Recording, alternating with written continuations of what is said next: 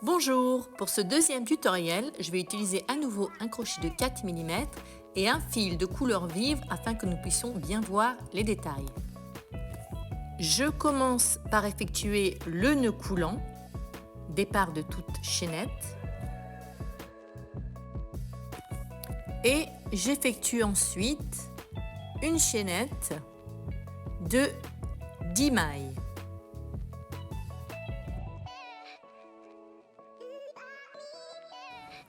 Ma chaînette est terminée. J'ai bien 1, 2, 3, 4, 5, 6, 7, 8, 9 et 10 mailles.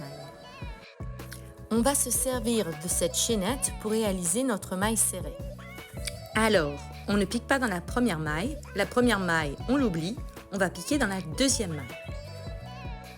On pique donc dans la deuxième maille. On fait un jeté, c'est-à-dire qu'on va chercher le fil et qu'on le passe à travers la maille. On se retrouve avec 2 boucles sur le crochet. On fait donc un second jeté et on le passe à travers les 2 boucles. Et on va recommencer sur chaque maille. Cette maille-là est déjà faite, donc on va utiliser la maille suivante pour faire à nouveau une maille serrée. Donc on pique dans la maille, on fait un jeté, on ramène le fil, on a 2 boucles, on fait à nouveau un jeté, on passe à travers les 2 boucles. Et voilà, on a fait notre seconde maille serrée.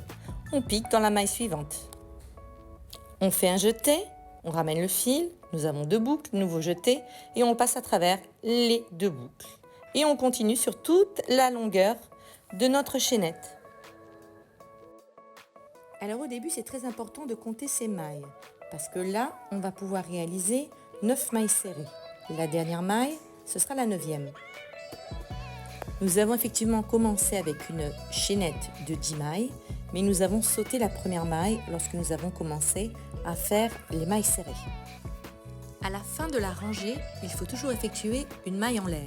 Puis on retourne l'ouvrage et on continue à travailler de l'autre côté. Ici, on ne va pas piquer dans la première maille, mais dans la seconde maille. La première maille étant la maille en l'air que nous venons d'effectuer.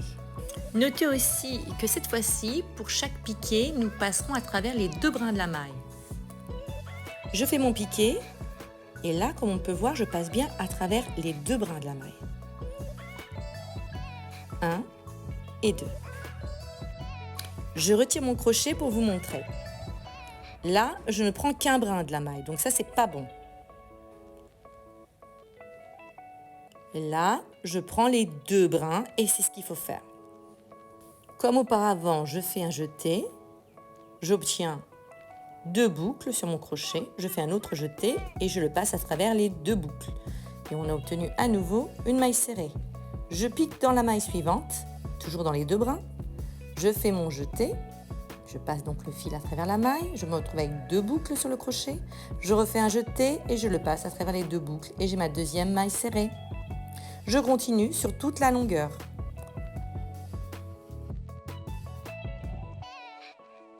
Comme pour la rangée précédente, on compte bien les mailles pour s'assurer de ne pas rater la dernière.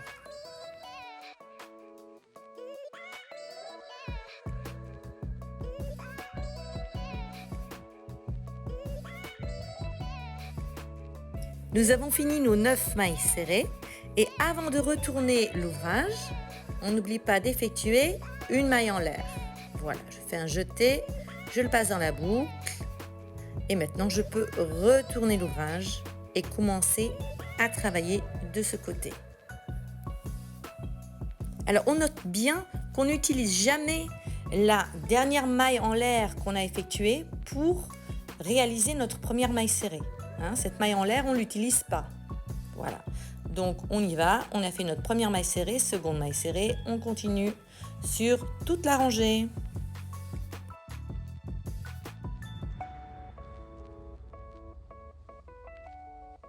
Alors ici, on voit bien que j'ai du mal à trouver la dernière maille, d'où l'intérêt de bien compter ces mailles. Sinon, on l'oublie. Et si on l'oublie, bien les bords de l'ouvrage ne seront plus réguliers.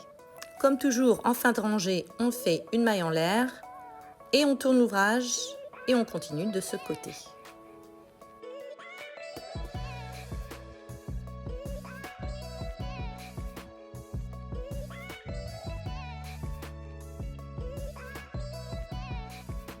Voilà, vous savez maintenant comment on réalise la maille serrée.